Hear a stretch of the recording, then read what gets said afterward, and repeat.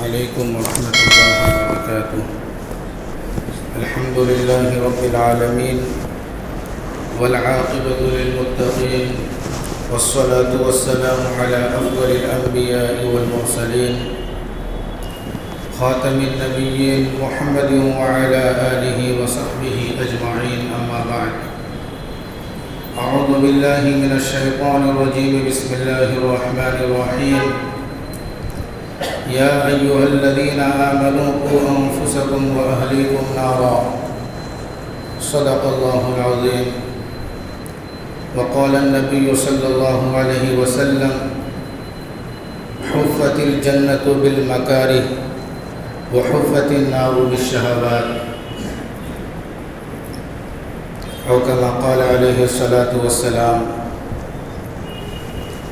سبھی حضرات ایک مرتبہ درود شریف پڑھ لیں. اللہم صلی علی سیدنا محمد وعلی آل سیدنا محمد وبارک وسلم. سب تعریفیں اللہ کے لیے ہیں کہ جنہوں نے زمین و آسمان، چاند، سورج، ستارے، پہاڑ، غرض کے بہت ساری مخلوقات کو پیدا فرمایا، اور اسی طریقے سے درود و سلام ہو آقا مدنی محمد عربی صلی اللہ علیہ وسلم کی ذات گرامی پر، جن کا اس امت کے اوپر بڑی قربانیاں اور ان کا بڑا احسان رہا ہے. عزیزان محترم، آج کے اس جمعے کے اندر آپ کے سامنے جہنم کے ہولناک مناظر کو بیان کیا جائے گا. عزیزان محترم، اللہ رب العزت نے بے شمار مخلوقات کو اس دنیا کے اندر پیدا فرمایا، اور ان مخلوقات میں سب سے افضل مخلوق جس کو بنایا گیا ہے وہ حضرت انسان ہے. انسان کو سب سے اشرف مخلوق بنایا گیا ہے. اللہ کی بعض مخلوق وہ ہے جس کے اندر خیر ہی خیر ہے، خیر کا مادہ ہے، شر کا مادہ نہیں. وہ فرشتے ہیں. فرشتے جو ہیں اس کے اندر خیر ہی کا مادہ ہے، نیکی کا ہی مادہ ہے، بھلائی کا ہی مادہ ہے، فرما برداری اور اطاعت کا ہی مادہ ہے. فرشتوں کے تعلق سے اللہ رب العزت نے قرآن مجید کے اندر بیان فرمایا: لا يعصون اللہ ما امرهم ويفعلون ما يؤمرون، کہ وہ اللہ تعالیٰ کے حکم کی نافرمانی نہیں کرتے، بلکہ وہ کام کرتے ہیں جس کام کا انہیں حکم دیا جاتا ہے. جو آرڈر اللہ کی طرف سے ملتا ہے وہ اس کام میں لگے رہتے ہیں. اسی طریقے سے شیاطین ہیں، شیطان ہے، تو شیطان کے اندر جو ہے شر کا مادہ رکھا گیا ہے، اس کے اندر جو ہے شرارت ہے. اور اسی طریقے سے انسان کو اللہ رب العزت نے جو پیدا فرمایا، انسان کے اندر خیر کا بھی مادہ رکھا ہے، شر کا بھی مادہ رکھا ہے. انسان کے اندر گناہ کرنے کا بھی مادہ رکھا گیا ہے، اور انسان کے اندر نیکی کرنے کا مادہ بھی رکھا گیا ہے. اس اعتبار سے انسان کو ایک طرح سے اختیار بھی دیا گیا ہے کہ تم چاہو تو اچھے اعمال کر کے جنت کو حاصل کر سکتے ہو، اور اگر تم چاہو تو برے اعمال کر کے جہنم کو حاصل کر سکتے ہو. اللہ رب العزت نے جنت کو بھی پیدا فرمایا، اللہ رب العزت نے جہنم کو بھی پیدا فرمایا. جنت فرما برداروں کے لیے رکھی گئی ہے، اور جہنم جو ہے نافرمانوں کے لیے رکھی گئی ہے. اللہ رب العزت نے جہنم کو پیدا فرمایا، جنت کو پیدا فرمایا، اور جنت کو پیدا فرمانے کے بعد اس کو جو ہے گھیر دیا. اس کے اطراف میں مکروہات چیزوں سے اس کو گھیر دیا گیا. اور جہنم کو پیدا فرمایا گیا تو جہنم کے اطراف کو خواہشوں سے گھیر دیا گیا. حدیث پاک کے اندر آتا ہے کہ اللہ کے رسول صلی اللہ علیہ وسلم نے فرمایا ہے: حفت الجنت بالمکاری وحفت النار بالشہوات، کہ جنت کو ناپسندیدہ چیزوں سے گھیر دیا گیا ہے اور جہنم کو خواہشات سے گھیر دیا گیا ہے. جب اللہ رب العزت نے جنت کو پیدا فرمایا، جنت کو پیدا فرمانے کے بعد ایک لمبی روایت ہے، اس کا خلاصہ میں آپ کے سامنے عرض کر دوں. جنت کو پیدا فرمانے کے بعد اللہ تبارک و تعالیٰ نے حضرت جبرائیل علیہ السلام سے فرمایا کہ جبرائیل، میں نے جنت بنائی ہے، جاؤ تم اس جنت کا مشاہدہ کر کے آؤ، جاؤ تم اس جنت کو دیکھ کر آؤ، اس کا نظارہ کر کے آؤ. اللہ رب العزت نے جنت بنائی ہے. جنت کے اندر بڑے بڑے بالا خانے ہیں، اور عمدہ سے عمدہ عمارتیں ہیں، اور جو ہے شراب کی نہر، دودھ کی نہر، اور جو ہے مختلف قسم کے میوے، پھل، باغات، بے شمار اچھی اچھی چیزیں جنت کے اندر موجود ہیں. اللہ رب العزت نے اس کو پیدا فرمایا، اس کو بنایا. اس کو بنانے کے بعد فرمایا کہ اے جبرائیل، جاؤ میری جنت کو دیکھ کر آؤ. जिब्रील अलैहिस्सलाम अल्लाह के हुक्म मिलने पर जो है वहाँ पर गए और जन्नत का उन्होंने नज़ारा किया, जन्नत को उन्होंने देखा। जन्नत को देखने के बाद जो है वापस अल्लाह रब्बुल इज़्ज़त के सामने हज़रत जिब्रील अलैहिस्सलाम आए। अल्लाह रब्बुल इज़्ज़त ने पूछा कि ए जिब्रील, जन्नत को तुमने कैसा देखा, जन्नत कैसी है, जन्नत को मैंने कैसे बनाया? जिब्रील अलैहिस्सलाम ने फरमाया, ए अल्लाह, जन्नत इतनी शानदार है, इतनी अच्छी जगह है, इतना अच्छा खुशनुमा मंज़र है जन्नत के अंदर कि कोई भी बंदा इसमें जाने से नहीं रुकेगा। कोई भी बंदा जो है जन्नत के बारे में सुन ले कि ऐसी ऐसी नेमतें हैं तो वो यहाँ जाकर ही रहेगा। ऐसी नेमतें, ऐसी राहत और ऐसे इत्मीनान की चीज़ें और कहाँ इंसान को मिलेंगी, लोगों को मिलेंगी। तो जन्नत के अंदर ऐसी ऐसी नेमतें हैं कि कोई इंसान जो है इसमें जाए बगैर रह ही नहीं सकता। हर आदमी इसमें जाने की क्या करेगा, कोशिश करेगा। उसके बाद अल्लाह रब्बुल इज़्ज़त ने जन्नत को मकरूहात से घेर दिया। जन्नत के अतराफ़ में नापसंदीदा चीज़ों को क्या कर दिया, जन्नत को घेर दिया गया। जब जन्नत को नापसंदीदा चीज़ों से घेर दिया गया, उसके बाद अल्लाह तबारक व तआला ने जिब्रील को फिर से ऑर्डर दिया, फिर से हुक्म दिया कि जिब्रील जाओ और एक बार मेरी जन्नत को देख कर आओ और उसका नज़ारा करके आओ। हज़रत जिब्रील अलैहिस्सलातु वस्सलाम दोबारा जन्नत को देखने के लिए गए हैं। तो जन्नत के अंदर दाखिल होने से पहले अतराफ़ में अल्लाह रब्बुल इज़्ज़त ने जो है नापसंदीदा चीज़ों से अतराफ़ को घेर दिया। नापसंदीदा चीज़ें क्या हैं? म्यूज़िक का सुनना, गाना का सुनना, गाना बजाना, और इसी तरीके से बेहयाई के कामों का करना, गुनाहों का करना, झूठ का बोलना, और इसी तरीके से जो है तिजारत करने वाले हैं, ताजिर हैं, दुकान पर बैठे हुए हैं, कस्टमर आया हुआ है और जो है ऐसे मौके पर नमाज भी क़ज़ा होने की उम्मीदें हैं कि अगर हम कस्टमर को छोड़कर जाएंगे तो नमाज़ें हमारी क्या हो जाएंगी, क़ज़ा हो जाएंगी। लेकिन नमाज की परवाह नहीं कर रहा, बल्कि जो है यहाँ पर जो है तिजारत की परवाह कर रहा है, यहाँ पर लगा हुआ है। ये चीज़ें क्या हैं? मकरूहात हैं। मकरूहात का मतलब ये है कि जो है फजर में सुबह सुबह उठना है, नींद मीठी नींद आ रही है, सुबह में फजर की नमाज़ पढ़ने के लिए जाना फ़र्ज़ है, ज़रूरी है, लेकिन सुबह सुबह उठने को दिल नहीं चाहता, नापसंद है, मकरूह है। दिल क्या है? मकरूह है, नापसंद है। और इसी तरीके से मेरे भाई और बुज़ुर्गों, बेशुमार बेहयाइयों से जो है जन्नत के अतराफ़ को घेर दिया गया। जब इन तमाम मकरूहात को हज़रत जिब्रील अलैहिस्सलातु वस्सलाम ने देखा तो अल्लाह रब्बुल इज़्ज़त के पास हाज़िर हुए। और अल्लाह रब्बुल इज़्ज़त के पास हाज़िर हुए तो अल्लाह रब्बुल इज़्ज़त ने फरमाया कि अब मेरी जन्नत का क्या आलम है? उन्होंने फरमाया कि अल्लाह, जन्नत में दाखिल होने से पहले बड़ी बड़ी जो है मकरूहात हैं, नापसंदीदा चीज़ें हैं। मुझे ऐसा नहीं लग रहा है कि कोई इंसान भी क्या होगा, जन्नत के अंदर दाखिल होगा। क्यों? बेहयाइयों से बचना, बुरे बातों से बचना, गुनाहों से बचना, हर इंसान जो है इसके अंदर जो है पीछे रहेगा, मुकम्मल तौर पर वो आगे नहीं बढ़ेगा। मुझे लगता नहीं है कि कोई इसके अंदर दाखिल होगा। बहरहाल उसके बाद अल्लाह रब्बुल इज़्ज़त ने जो है जहन्नम को पैदा फरमाया। मेरे भाई और बुज़ुर्गों, जहन्नम को पैदा फरमाया। तो जहन्नम को पैदा फरमाने के बाद जहन्नम के अंदर क्या है? जहन्नम क्या चीज़ है? मेरे भाई और बुज़ुर्गों, एक है जन्नत जिसके अंदर नेमतें हैं, राहतें हैं, लज्जतें हैं और बहुत सारी आरामदेह चीज़ें जन्नत के अंदर अल्लाह रब्बुल इज़्ज़त ने रखी हैं। जहन्नम क्या है? जहन्नम बड़ी ख़तरनाक जगह है। जहन्नम के अंदर बड़ी ख़तरनाक सज़ाएँ हैं। जहन्नम के अंदर तकलीफ़ ही तकलीफ़ की चीज़ें हैं। जन्नत के अंदर राहत ही राहत है और जहन्नम के अंदर तकलीफ़ ही तकलीफ़ है। फरमाया गया है कि जहन्नम के अंदर जो आग है, मेरे भाई और बुज़ुर्गों, रिवायतों के अंदर आता है कि अल्लाह के रसूल सल्लल्लाहु अलैहि वसल्लम ने बयान फरमाया है कि अल्लाह तबारक व तआला ने जहन्नम की आग को दहकाया, जहन्नम की आग को सुलगाया। जहन्नम की आग खूब भड़की। 1000 साल तक अल्लाह रब्बुल इज़्ज़त ने जहन्नम की आग को भड़काया और 1000 साल तक जहन्नम की आग जलती रही, सुलगती रही, भड़कती रही, यहाँ तक कि 1000 साल तक जलते जलते जहन्नम की जो आग है मेरे भाई और बुज़ुर्गों, वो सफ़ेद हो गई। जहन्नम की आग क्या है? वो सफ़ेद हो गई। 1000 साल तक दहकते दहकते, जलते जलते, झुलसते झुलसते।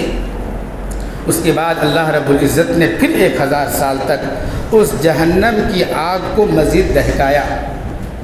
उस जहन्नम की आग को क्या किया? मज़ीद दहकाया। مزید بھڑکایا اور مزید کیا کیا، اس کو سلگایا۔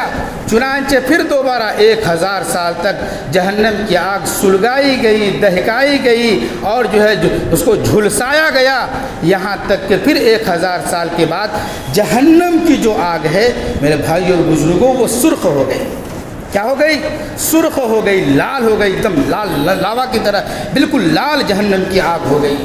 پھر اس کے بعد اللہ رب العزت نے اور 1000 سال مرتبہ جہنم کی آگ کو خوب تپایا اور خوب جھلسایا، خوب جلایا اور خوب اس کو تپش دی ہے، یہاں تک کہ پھر تیسری مرتبہ بھی 1000 سال تک اس کو ایسے ہی دہکایا گیا تو جہنم کی آگ جو ہے میرے بھائی اور بزرگوں وہ کالی ہو گئی۔ جہنم کی آگ کیا ہو گئی؟ کالی ہو گئی، جہنم کی آگ کالا ہو گیا۔ تو میرے بھائی اور بزرگوں 1000 سال تک اللہ رب العزت نے دہکایا تو وہ سفید ہو گئی، 1000 سال تک پھر دہکایا تو وہ سرخ ہو گئی، 1000 سال تک پھر دہکایا تو وہ بالکل کالی ہو گئی۔ تو میرے بھائی اور بزرگوں جہنم کی آگ بالکل کالی ہے، اور جو ہے جہنم کو جب اتنا دہکایا گیا، اتنا سلگایا گیا تو میرے بھائی اور بزرگوں ہم تصور کر سکتے ہیں کہ وہ آگ کتنی خطرناک ہوگی۔ دنیا کی آگ کی کوئی چنگاری، دنیا کی آگ کی چنگاری کیسی رہتی ہے؟ اگر کہیں کوئی آگ جلایا گیا ہو، اس کی کوئی چنگاری اگر اوپر کی طرف جاتی ہے تو لال لال رہتا ہے، اور جب نیچے کی طرف آتی ہے تو جو ہے بالکل وہ جو ہے رات کی طرح ہو جاتا ہے، تھوڑا کالے کی طرح کالا مائل ہو جاتا ہے اس کی چنگاری۔ لیکن جہنم کی آگ کی چنگاری وہ خطرناک 3000 سال دہکانے کے بعد جو ہے وہ کالی ہو چکی ہے۔ اور جہنم کی آگ اور دنیا کی آگ ہم اس کا تصور کر سکتے ہیں میرے بھائی اور بزرگوں۔ دنیا کی آگ معمولی سی چنگاری ہماری طرف آ رہی ہو تو ہم بھاگنے کی کوشش کرتے ہیں، ہم بچنے کی کوشش کرتے ہیں کہ کہیں یہ آگ کی چنگاری ہمارے کپڑے کو لگ کر کہیں کپڑے کو جھلسا نہ دے، کہیں ہماری باڈی کو جھلسا نہ دے، کہیں ہمارے جسم کو جلا نہ دے۔ انسان دنیا کی چنگاریوں سے بچتا ہے۔ میرے بھائی اور بزرگوں جہنم کی چنگاری کا کیا عالم ہوگا؟ دنیا کی چنگاری، دنیا کی جو آگ جو ہم لوگ جلاتے ہیں، یہ آگ جو ہے میرے بھائیو بزرگوں آخرت کے مقابلے میں، جہنم کے مقابلے میں یہ آگ، جہنم کی جو آگ ہے وہ 69 گنا بڑھا ہوا ہے۔ یہ تو ایک حصہ ہے، اس سے 69 گنا بڑھا ہوا جہنم کی آگ ہے، 60 پہ 9 حصہ بڑھا ہوا، 69 گنا بڑھا ہوا جہنم کی آگ ہے۔ تو یہ ایک حصہ جو دنیا کی آگ ہے ہم اس کو برداشت نہیں کر سکتے، ہم اس کو سہ نہیں سکتے۔ تو بتائیے میرے بھائی اور بزرگوں 69 گنا اس آگ سے وہ آگ بڑھی ہوئی ہوگی تو ہم اس کو کیسے برداشت کر سکتے ہیں؟ یہ میرے بھائی اور بزرگوں یہ جو اللہ رب العزت نے آگ تیار کر رکھی ہے یہ بڑی خطرناک اور بڑی ڈینجر آگ جہنم کی آگ ہے۔ میرے بھائی اور بزرگوں علماء نے لکھا ہے، روایتوں کے اندر ہے کہ جہنم کی آگ کا ایک ٹکڑا اگر مشرق میں رکھ دیا جائے تو مغرب کے لوگ بھی اس کی تپش کو محسوس کریں گے، مغرب کے لوگ بھی کیا کریں گے؟ اس کی تپش کو محسوس کریں گے۔ اتنی خطرناک آگ اللہ رب العزت نے جہنم میں جو ہے نافرمانوں کو جلنے کے لیے اللہ رب العزت نے تیار کر کے رکھی۔ اور ایسا نہیں ہے کہ جو ہے انسان جو ہے دنیا کے اندر جو ہے کبھی جلتا ہے تو مر جاتا ہے، روح ختم ہو جاتی ہے، کتنا بھی جلا تو اس کو کوئی اثر ہونے والا نہیں ہے۔ لیکن جہنم کی آگ میں جو جائے گا وہاں سے روح نکلنے کا کوئی سوال ہی نہیں۔ وہاں جو ہے میرے بھائی اور بزرگوں جسم کو خالی تکلیف دی جائے گی، اور ایسا نہیں ہے کہ جل گیا ٹھنڈے میں لا کے رکھ دیے، بلکہ پوری جہنم آگ ہی آگ ہے۔ دائیں بھی آگ، بائیں بھی آگ، آگے بھی آگ، پیچھے بھی آگ، ہر طرف جہنم میں آگ ہی آگ ہے۔ تھوڑی لمحے کے لیے بھی، تھوڑے سیکنڈ کے لیے بھی جو ہے انسان اس تپش سے راحت محسوس کرے، ایسا ہو نہیں سکتا۔ جہنم کو اللہ رب العزت نے اتنا خطرناک بنایا ہے، اور جہنم غضبناک ہو جائے گی ایسے لوگوں پر جس کو جہنم کے اندر داخل کیا جائے گا، غضبناک ہو جائے گی، غصے میں آ جائے گی۔ اگر کوئی آدمی کسی پر غصے کو ظاہر کرتا ہے تو گویا کہ ایک اچھے طریقے سے اس کا کیا لیتا ہے؟ انتقام لیتا ہے۔ غصے میں زیادہ رہتا ہے تو ایک اچھے انداز میں بدلہ لیتا ہے۔ لیکن میرے بھائی اور بزرگوں جہنم بھی جب جہنمی کو دیکھے گی غضبناک ہو جائے گی، بھڑک اٹھے گی۔ جب جہنم بھڑک اٹھے گی تو پوری طریقے سے جو ہے جہنم جو ہے نافرمانوں کو کیا کرے گی؟ جلائے گی اور تکلیف دے گی۔ اور اسی طریقے سے میرے بھائی اور بزرگوں اور جہنم کے اندر صرف آگ ہی نہیں ہے بلکہ جہنم کے اندر سانپ ہے، بچھو ہیں، قسم قسم کے زہریلے جانور ہیں۔ روایتوں کے اندر آتا ہے اللہ کے رسول صلی اللہ علیہ وسلم نے بیان فرمایا کہ اونٹوں کے برابر جہنم میں سانپ ہوں گے۔ کس کے برابر؟ اونٹوں کے برابر جہنم میں سانپ ہوں گے۔ اور اسی طریقے سے اللہ کے رسول نے فرمایا خچر کے برابر جہنم کے اندر جو ہے بچھویں ہوں گی، بچھو خچر کے برابر ہوگا۔ گدھے سے جو ہے، گدھے کے برابر جو ہے، گدھے سے کچھ بڑا خچر ہوتا ہے، خچر کے برابر کیا ہوگا؟ جہنم کے اندر بچھو ہوں گے۔ میرے بھائی اور بزرگوں، اتنا خطرناک سانپ وہاں ہوگا، اتنی خطرناک بچھو وہاں ہوگی میرے بھائی اور بزرگوں۔ اور ایسا نہیں ہے، بلکہ فرمایا گیا کہ جہنم کے اندر جو بچھو ہے، وہ بچھو اگر کسی جہنمی کو ایک مرتبہ ڈس لے گا، ایک مرتبہ ڈس لے گا، 40 سال تک اس کا زہر اور اس کی تکلیف وہ محسوس کرے گا۔ اور جہنم کا جو بچھو ہے، ایسا نہیں ہے کہ ایک بار میں ڈس دیا تو جا کر جو ہے وہ آرام سے بیٹھا ہوا ہے، 40 سال کے بعد ڈسنے کے لیے آئے گا، بلکہ ہر وقت تکلیف ہی تکلیف۔ ایک مرتبہ ڈسنے پر 40 سال تک اس کے زہر اور اس کی تکلیف کا جو ہے اثر محسوس ہوگا جہنمی کو جہنم کے اندر۔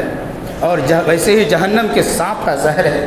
اور اسی طریقے سے روایتوں کے اندر آتا ہے کہ جہنم کا اگر کوئی سانپ دنیا کے زمین کے حصوں میں سے کسی حصے پر ایک بار پھونک دے، ایک بار کیا کرے؟ پھونک دے، تو قیامت تک زمین کے اس حصے میں جو ہے گھاس نہیں اگے گی۔ اتنا خطرناک زہر جہنم کے سانپوں کے اندر ہے، اور اتنا خطرناک زہر جہنم کے بچھوؤں کے اندر اللہ رب العزت نے بیان فرمایا، پیدا فرمایا ہے ان بچھوؤں کے اندر زہر کو۔ میرے بھائیوں، اللہ رب العزت نے دنیا کے اندر جنت کے بھی کچھ نمونے رکھے، جہنم کے بھی کچھ نمونے رکھے۔ جنت کے نمونے، شراب جیسے جنت میں ہوگی، دنیا میں شراب ہے، اس شراب کو جنت کی شراب سے تو کوئی میل ہی نہیں، کیونکہ جنت کی جو شراب ہوگی وہ پاکیزہ ہوگی، اس کے اندر کوئی نشہ نہیں ہوگا، وہ لذت دار ہوگی۔ اور دنیا کی جو شراب ہے اس سے عقل بھی فطور میں آ جاتی ہے، عقل بھی خراب ہو جاتا ہے، انسان برباد تباہ ہو جاتا ہے۔ تو شراب کو جنت کی شراب سے تشبیہ تصور کر ہی نہیں سکتے، وہ تو جنت کی شراب ہمارے ذہن سے بالاتر ہے۔ رہا مسئلہ جنت کی نعمتیں کا کچھ تصور دنیا کے اندر ہیں، مختلف قسم کے پھل ہیں جو دنیا کے اندر ہم دیکھتے ہیں، یہ چیزیں جو ہے جنت کے اندر بھی اللہ تعالیٰ کیا کریں گے؟ ہمیں عطا فرمائیں گے، لیکن اس کا ذائقہ اس دنیا کے پھلوں سے کہیں زیادہ جنت کے پھلوں کا ذائقہ ہوگا۔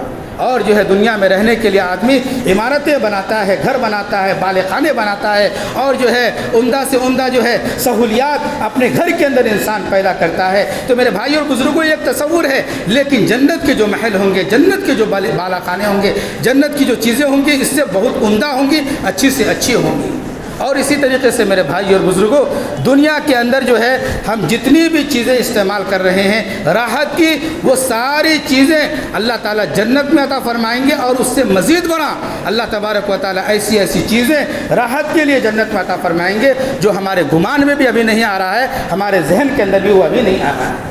تو اللہ رب العزت نے، اور اسی طریقے سے جہنم کے کچھ نمونے بھی اللہ رب العزت نے دنیا کے اندر رکھے ہیں، جیسے دنیا کے اندر زہریلا سانپ ہے، ناگ ناگن، اور اسی طریقے سے مختلف قسم کے جو ہے بچھو وغیرہ ہیں، زہریلے جانور وغیرہ ہیں، یہ جہنم کے اندر رہیں گے۔ اس کا ایک نمونہ دنیا کے اندر کیا پیش کیا گیا ہے۔ ایسے ہی آگ ہے، جو اس کے ایک نمونے کو دنیا کے اندر پیش کیا گیا ہے کہ اس آگ سے بچو، جو اس آگ سے 69 گنا وہ آگ کیا ہے؟ بڑھی ہوئی ہوگی۔ دنیا کے اندر کچھ نمونے اللہ رب العزت نے جنت کے بھی پیش کیے ہیں اور جہنم کے بھی پیش کیے ہیں، تاکہ انسان اس کا تصور کر کے جہنم سے بچنے والا بن جائے اور جنت میں داخل ہونے والا ہو جائے۔ میرے بھائی اور بزرگوں، دنیا کے اندر بعض بچھویں بہت خطرناک ہیں۔ ڈابھیل کے اندر، گجرات کے اندر ایک بہت بڑا مدرسہ ہے، اس کے ایک شیخ الحدیث تھے، حضرت مولانا ایوب صاحب اعظمی رحمۃ اللہ علیہ، بڑے شیخ الحدیث تھے، بڑے عالم تھے، بڑے علم والے تھے۔ وہ ایک مرتبہ طلباء کو سبق پڑھا رہے تھے، اور طلباء کو سبق پڑھانے، بڑی عبرت کا واقعہ ہے، طلباء کو سبق پڑھا رہے تھے۔ سبق پڑھانے کے دوران استادوں کی ایک عادت یہ بھی ہوتی ہے کہ بچوں کو سبق میں دل لگنے کے لیے کبھی کبھی کوئی چٹکلا بھی اس کو سنا دیا جاتا ہے، کبھی کوئی واقعہ عبرت کے لیے ان کو سنا دیا جاتا ہے۔ حضرت نے شاگردوں کو، حضرت مولانا ایوب صاحب اعظمی رحمۃ اللہ علیہ، انہوں نے اپنے شاگردوں کو جو ہے، جو شیخ الحدیث تھے ڈھابل کے اندر، انہوں نے اپنے شاگردوں سے ایک واقعہ بیان فرمایا۔ وہ واقعہ یہ بیان فرمایا، اور واقعہ ادھر ادھر کا کوئی واقعہ نہیں، بلکہ انہوں نے اپنے گاؤں کے واقعے کو بیان فرمایا۔ انہوں نے اپنے گاؤں کا ایک واقعہ بیان فرمایا اور کہا کہ ہمارے گاؤں کے اندر ایک آدمی ہے جو اونٹ رکھتا تھا اور اس کے پاس بہت ساری اونٹیں تھیں۔ ایک آدمی تھا گاؤں کے اندر شریر قسم کا، اس نے جو ہے اس اونٹ کو ایک بار چھیڑ دیا۔ اس اونٹ کے ساتھ کیا کیا انہوں نے؟ چھیڑ خانی کی ہے۔ فرمایا گیا ہے کہ اونٹ کی شرارت بھی بڑی خطرناک ہوتی ہے۔ اونٹ کو اگر چھیڑ دیا جائے، اونٹ کو اگر چھیڑ دیا جائے تو اونٹ کا انتقام بھی بڑا خطرناک ہوتا ہے۔